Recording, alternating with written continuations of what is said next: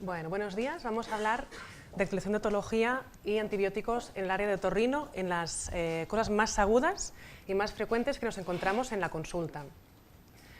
Puntos clave a tener en cuenta, en que los niños, la mayoría de las veces, la etiología va a ser vírica, con lo cual el tratamiento, las opciones y el planteamiento tiene que adecuarse a esto.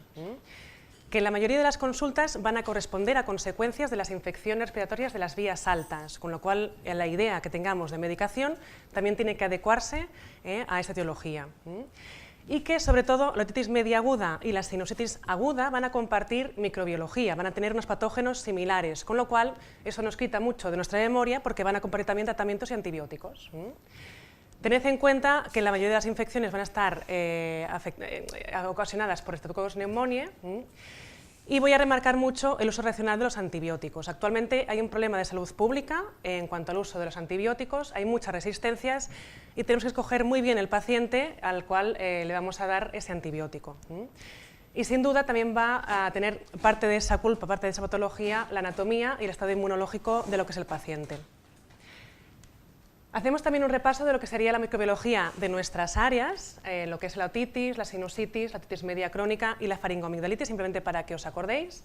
Como os digo, otitis media aguda y la sinusitis aguda comparten bacterias. En primer lugar estaría Streptococcus pneumoniae, después también estaría el Haemophilus influenza y en casos menos frecuentes la Moraxella. No hay que olvidar que algunos pacientes también pueden estar contagiados o contaminados por el Streptococcus piógenes y en los niños más pequeños el Staphylococcus aureus. En la media crónica, bueno, la bacteriología a veces es similar, en algunos casos encontramos la Prevotella, el Porphyromonas y el Bacteroides. En la faringoamigdalitis cambia un poquito, puede haber predominancia del piógenes, de beta-hemolíticos, de estococos y de bacterioides y otros anaeróbicos cuando la etiología pues, puede ser un poquito más a veces subaguda, patología dentaria. Bueno, quizá esta es una de las diapositivas más importantes de lo que es la comunicación. Actualmente hay un problema de salud pública importante. Nos encontramos que depende de qué microorganismo puede ser resistente o sensible a depende de qué antibiótico. Si nos fijamos en el neumonía, no hay demasiado problema con los antibióticos que tenemos ahora mismo en el mercado. Es sensible a todos, a penicilina, amoxiclavulánico, cefazolima, cefuroxima, cefotaxima y macrólidos, pero el problema es si es un paciente el cual está infectado por Haemophilus o Moraxella catarrhalis, y ahí viene el problema, porque son resistentes a amoxicilina y la Moraxella a cefazolina. Entonces, escoger entre uno y otro, pues ahí va a venir la dificultad del caso. ¿Por qué el Streptococcus es tan frecuente en nuestra área? Pues produce la mayoría de infecciones que conocemos y además tiene una facilidad enorme para introducirse en el organismo, producir mucha infección, reproducirse y además producir un daño tisular que a veces es resistente a la medicación que damos. Bueno, además eso y además la facilidad que tiene para contagiarse y para tener un vehículo de transmisión muy fácil entre un niño y otro. Como os decía, hay un problema mundial en cuanto a la existencia de antibióticos, se nos acaban las opciones, actualmente hay una resistencia enorme del neumonía a penicilina, pero es que también lo hay a los macrólidos, como os podéis fijar aquí en el mapa, de los países del área mediterráneo son los más afectados en este caso, más para pensarnos aún pues, a quién le damos el antibiótico y a quién no. Empezamos pues por la área de la faringe y amigdalitis.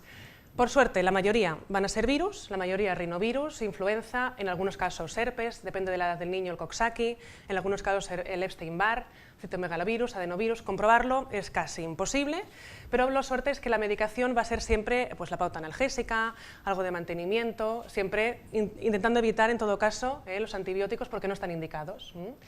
El cuadro clínico depende de qué virus va a dar unas cosas u otras. Recordad que el influenza es el típico de la gripe, el herpes virus da unas aftas increíbles con una extensión que no mira si es paladar, si es lengua o si es faringe.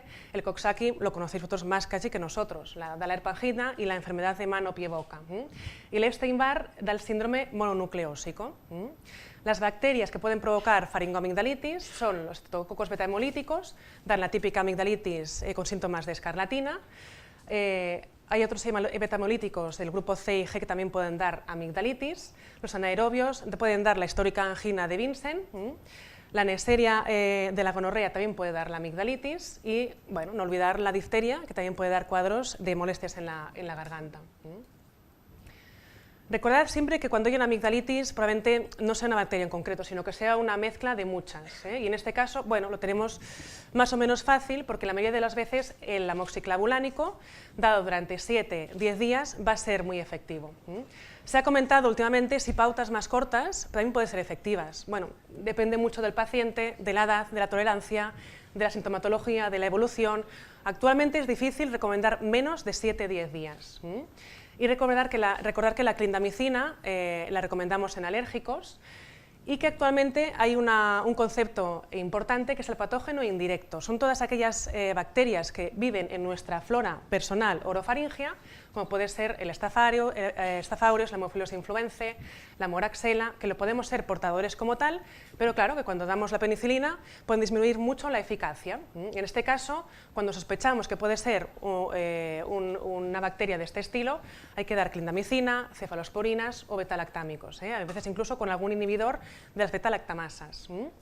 En algunos casos, incluso después de dar este tipo de antibióticos, el paciente puede seguir siendo portador de alguna bacteria. En este caso puede ser portador de la piógenes. Por ello es tan importante, cuando nos queda alguna duda, pues hacer un frotis, que es una cosa muy sencilla, al alcance tanto de otorrinos como de pediatras, y que nos saca a veces de muchas dudas. ¿Qué pasa cuando hay fracaso terapéutico? El paciente no evoluciona bien, no mejora, con lo cual hay que tratar los síntomas de la infección. Recordad también que cuando hay faringoamigdalitis de repetición en un niño pequeño es que algo pasa. Y cuando además hacemos cultivos faringios y dan negativos es que algo pasa. No hay que olvidar el síndrome FAPA. Hay unos criterios en concreto marcados y que para diagnosticarlo como tal hay que cumplirlos todos. Estoy segura que alguna de vosotros se ha encontrado con algún caso alguna vez en la vida y es ese paciente que hace faringoamigdalitis, que tiene cultivos negativos, que no sabes qué hacer con él, pero que milagrosamente le das corticoides y el paciente mejora.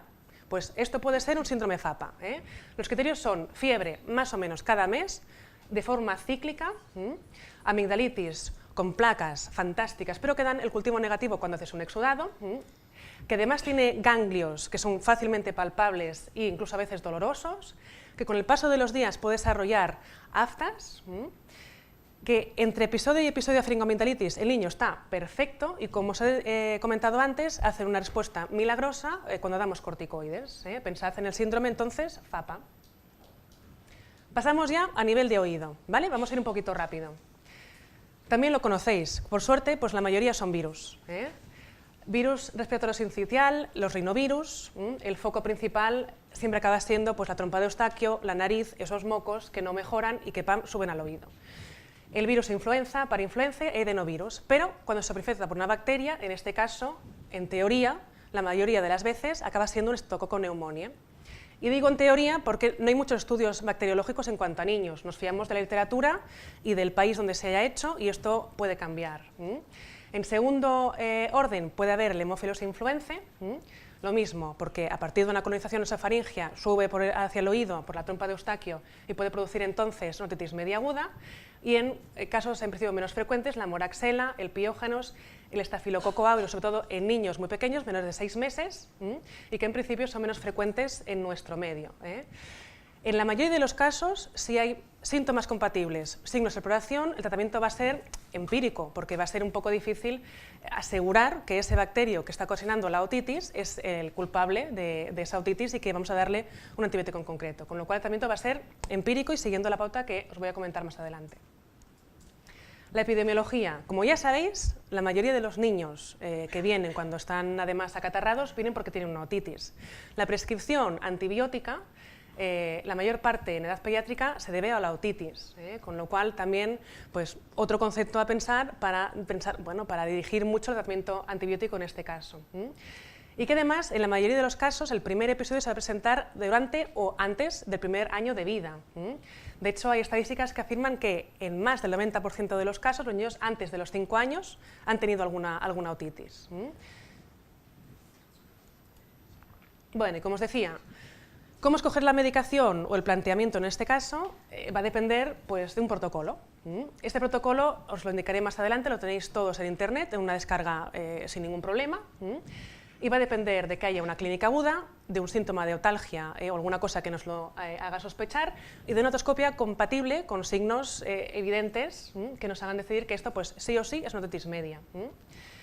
Para que sea una otitis media aguda confirmada tiene que cumplir los 3 pasos y para que sea aprobable solamente los 2 primeros, o la clínica, o la exploración, o los síntomas. En la mayoría de los casos hay un catarro reciente, una época de congestión, de muchos mocos. Y no hay que olvidar que para diagnosticar otitis media confirmada hay unos síntomas en concreto que nos pueden dar algunas pistas, sobre todo niños menores de 6 meses con una sintomatología que están muy irritables, con la medicación habitual analgésica que no acaban de mejorar. Esa otitis media aguda recurrente pues puede a veces dar un tipo de exploración u otra. Y algunos autores afirman que hay cierta relación entre familias, que si, por ejemplo, el padre o la madre tuvo muchas otitis, pues también los hijos pueden tener cierto factor de riesgo. Y cuando hay una otorrea evidente, pues además hay que descartar una sobreinfección de la piel del conducto del oído. Bueno, medicación que vamos a poder pensar en estos casos. Como os decía, este tipo de protocolo que he puesto aquí lo tenéis en Anales de Pediatría, os lo podéis descargar sin ningún problema. Y en estos casos es importante pues, tener en cuenta los factores de riesgo, en qué casos el paciente se puede complicar. Sobre todo en pacientes menores de 2 meses hay que tener muy en cuenta pues, claro, que ese paciente a veces no sabe expresar bien, es un niño que simplemente está irritable, que tiene fiebre de vez en cuando. Si hay sospecha de que hay una otitis media aguda en un paciente menor de 2 meses, en principio el protocolo nos dice que hay que ingresar y valorar el tratamiento endovenoso. Más importante que eso, quizás tener en cuenta que el otorrino en este caso puede ser de mucha ayuda y que a través de una tímpanocentesis nos puede sacar de dudas de si esto es o no una otitis media aguda. En este caso se podría tratar con amoxicilina, amoxiclavulánico, cefotaxima, siempre a dosis altas. Y cuando el paciente se estabilice más, podemos hacer una pauta vía oral los días que siguen después del ingreso o la observación. Siempre es recomendable tener una observación más o menos estrecha de ese paciente durante los primeros 2-3 días del diagnóstico de la otitis. Son pacientes que, si tienen menos de 2 meses, se pueden complicar muy fácilmente, con lo cual hay que tener un seguimiento muy estrecho. Entre 2 y 6 meses, bueno, la exploración comienza a ser un poquito más fácil, pero es la franja de edad que tiene más riesgo de complicaciones de la otitis media aguda y además más riesgo de recurrencia. Comienzan a partir de los 6 meses, bueno, 2 o 6 meses a ir a la guardería, a tener más contacto con niños. En este caso el antibiótico debería ser hasta 10 días. En este caso es de elección la amoxicilina o amoxiclavulánico, depende de la escuela, a dosis altas, hasta 80-90 miligramos kilo y hasta 2-3 dosis, depende del paciente. Bueno, yo lo que quería decir es que el antibiótico hay que alargarlo hasta 10 días. Pacientes de 6 meses a 2 años. Aquí viene la franja de edad, como os decía, comienzan en la guardería, pueden tener una recurrencia muy evidente de lo que son las otitis. Si realmente hay una duda en el diagnóstico, a veces es mejor esperar, tener el paciente cerca, dar analgésicos y ver qué pasa. Y si hay un diagnóstico de certeza, estamos seguros que es una otitis media aguda y que realmente con el antibiótico va a mejorar, pues podemos escoger entre la amoxicilina de 80-90 miligramos kilo o, depende del paciente, ya decantarnos por el amoxiclavulánico hasta 80 miligramos kilo. Y a partir de 2 años, en principio, la exploración es algo más fácil, el paciente tiene síntomas a veces más claros, se sabe expresar mejor. Aún así, si hay una duda diagnóstica evidente, lo mejor es esperar, no dar el antibiótico, y solamente cuando estamos convencidos de que ese antibiótico puede servir para algo, entonces recomendarlo. Hay más dosis que os comentaba anteriormente, la amoxicilina hasta 90 miligramos kilo día y hasta 10 días. ¿Vale? Entonces, según el consenso, si hay una otitis media aguda confirmada, si es leve moderada, podemos dar primero la amoxicilina hasta 80 miligramos kilo, depende del paciente, amoxiclavulánico. Si es severa, presenta otalgia intensa, tiene fiebre, el niño es menor de 6 meses, bueno, sabemos que se puede complicar. Deberíamos dar la amoxiclavulánico hasta 80 miligramos kilo y mantenerlo hasta 10 días. Si realmente hay un fracaso terapéutico, el paciente se complica y tal, yo recomiendo la valoración por el otorrino para valorar una tímpanocentesis, ¿vale? Hacer un cultivo, tener un antibiograma y tener algo más concreto y más definido. Cuando es una otitis probable, habría que decidir entre tratamiento antibiótico o hacer algo más expectante. Como os digo, siempre es mejor esperar a ver qué pasa con ese paciente, si no hay signos de gravedad, de severidad, esperar a dar el antibiótico. Inelegibles a la penicilina, o cuando ha habido una reacción anafiláctica, hay escuelas que recomiendan la citromicina, hay otras que recomiendan la claritromicina. Si ha habido una reacción anafiláctica dudosa, podemos dar incluso la cefuroxima. ¿Qué pasa con el seguimiento? Bueno, ¿cuándo puede haber dudas de que esto se está complicando? Si realmente hay una mala tolerancia al medicamento que hemos dado, si realmente este niño no mejora al cabo de 48, 72 horas como mucho, si realmente sigue quejando al cabo de los 2 días, es que algo pasa, o si realmente este niño evita comer, está muy irritable, no hay manera de tratar con él, es que algo pasa. Lo recomendable en todo caso es hacer un control estrecho, como mucho hacia la semana 10 días, y cuando vemos que se ha solucionado, hacer incluso un control a los 3 meses, siempre teniendo en cuenta que incluso a los 3 meses signos de inflamación sobre el tímpano aún pueden estar ahí. ¿Y cuándo derivar al otorrino? Cuando las otitis son recurrentes, en principio más o menos, cuando hay 3 o más episodios en 6 meses, más o menos, cuando hay 4 o más episodios durante el año, cuando ya hemos tratado con antibióticos que quizá no son los habituales o son dosis ya muy altas y vemos que aún así sigue pasando esa otitis, o cuando realmente, obviamente, hay una mala evolución, signos de severidad y ya planteamos una timpanocentesis con un cultivo. ¿Cuándo hay que derivar a urgencias? Pues cuando el paciente se puede complicar rápidamente, sobre todo en niños menores de 3 meses. Obviamente cuando hay deficiencia del sistema inmunitario. Son pacientes que de un día para otro pueden dar un cambio brutal. O si realmente vemos que lo que está pasando en realidad es un fallo terapéutico, ese antibiótico no le funciona. Y cuando ese antibiótico que hemos cogido ha sido el amoxiclavulánico, o cuando hay alérgicos a la penicilina. En este caso, si empeoran los síntomas, si el niño no mejora claramente en 2 días, se estaba en observación y tampoco ha mejorado, o si recibida el antibiótico de elección, hay que derivar a urgencias, hay que consultar una segunda opinión con el otorrino. Para nuestra experiencia, tenemos muy buenos resultados cuando hay dudas haciendo la miringotomía o la paracentesis, en pacientes sobre todo con otalgia grave, que no ha mejorado, con signos de enfermedad grave, el niño está chafado, el niño no come, cuando falla la respuesta al antibiótico, en principio primeramente indicado, cuando ha hecho muchos antibióticos y esto no acaba de mejorar, cuando ha habido antecedentes de una otorrea previa, es un oído ya pues, algo tocado, algo crónico, y sobre todo cuando son niños muy pequeños, incluso neonatos, menores de 1 mes, que comienzan con fiebre, no sabemos muy bien de dónde viene el foco. Cuando sospechamos que quizá tiene un factor que le lleva a la inmunosupresión, no cuesta nada hacer una paracentesis y sacarnos de dudas. ¿Qué pasa cuando además de esa otitis se produce una mastoiditis? Una mastoiditis objetivada por signos clínicos, por una exploración compatible e incluso a veces por un TAC que lo confirme. En este caso están indicados antibióticos como cefalosporinas de tercera generación, como la cefotaxima, ceftazidima o ceftriaxona. La penicilina se puede utilizar, pero serían dosis muy altas, hasta el amoxiclavulánico hasta 100 miligramos kilo. Depende del niño, podemos decidirnos por 80 miligramos kilo, si es alérgico a la penicilina, la clindamicina hasta 40 miligramos, y si hay sospecha de estafaurios en niños menores de 6 meses sobre todo, podemos dar la cloxacilina y la vancomicina. Pasamos pues al nivel de nariz, ¿vale? Como os he dicho antes, otitis y nariz comparten bacterias, tienen una microbiología muy similar porque la colonización de nasofaringe queda muy próxima a los 2 lados.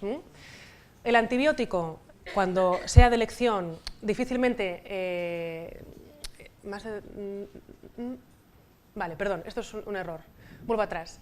La clínica es muy importante historiarla bien. O sea, cuando los padres llegan, lo primero que te dicen es que el niño lleva con mocos mucho tiempo.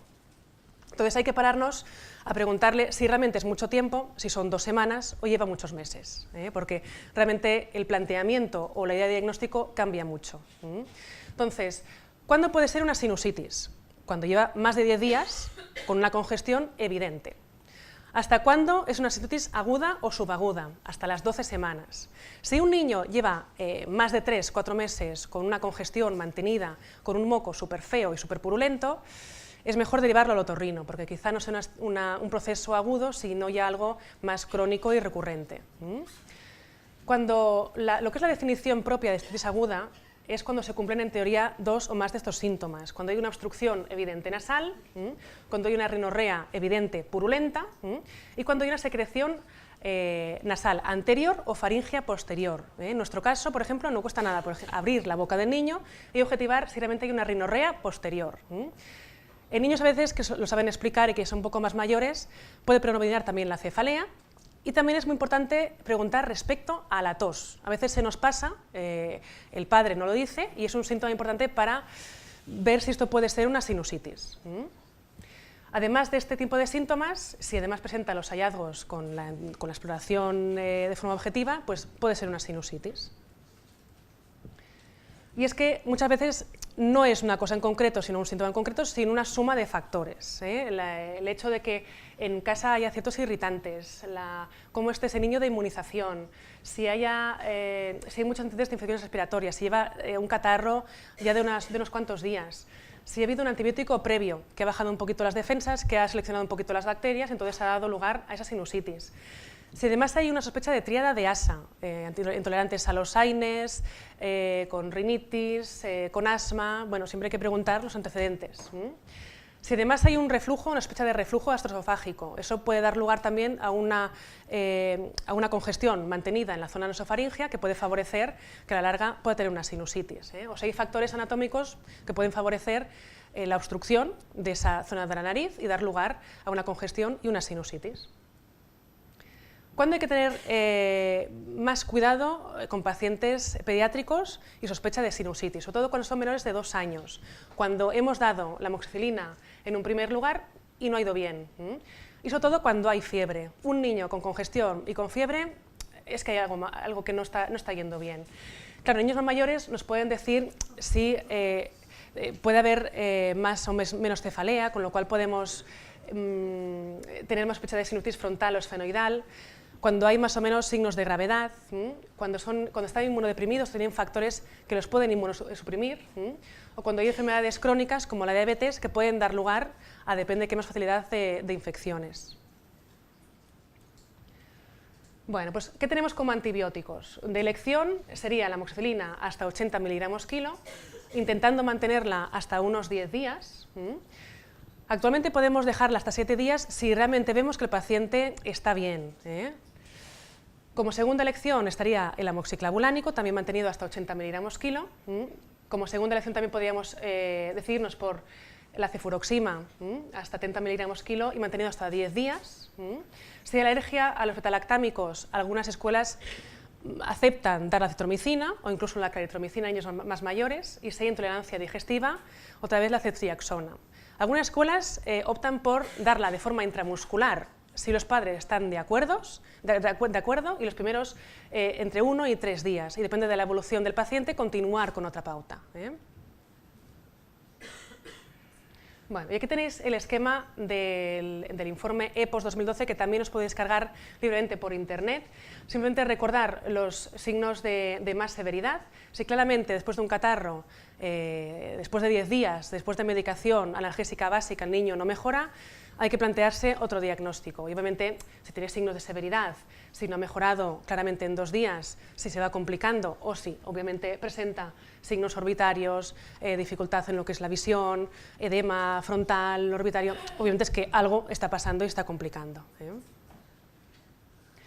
Recordaros también que, claro, a consecuencia de esa resistencia antibiótica, de la indicación tan frecuente de antibióticos y de que se van seleccionando las colonias bacterianas, actualmente tenemos un fenómeno que se llaman biofilms, que no es más que esa supergelatina que se engancha a las mucosas de las vías respiratorias, ayuda a crecer la bacteria, a procrear y además a diseminarse por toda esa vía aérea alta, superior y a veces incluso también inferior. Recordad que los pacientes con fibrosis quística tienen más predisposición para colonizarse por pseudomonas aeruginosas y es el microorganismo que más frecuentemente produce biofilms. En niños pequeños el Staph aureus también lo puede producir y el Haemophilus influenzae, depende de qué caso, ya más evolucionado. Bueno, como criterios de derivación de la sinusitis, hay que derivar al hospital cuando el paciente se está complicando mucho, cuando hay un aspecto séptico, cuando ha fallado a lo que es el antibiótico de primera elección y vemos que aún así mantiene esa fiebre, o cuando hay sospecha de complicaciones mayores, y derivar después al otorrino cuando vemos que a pesar de las medicaciones sigue teniendo episodios de forma recurrente, puede haber una cronicidad debajo de ese caso, y cuando puede haber también anormalidades anatómicas, una deficiencia tabique, una hipertrofia de cornetes, que no mejoran con la medicación habitual. Muchas gracias.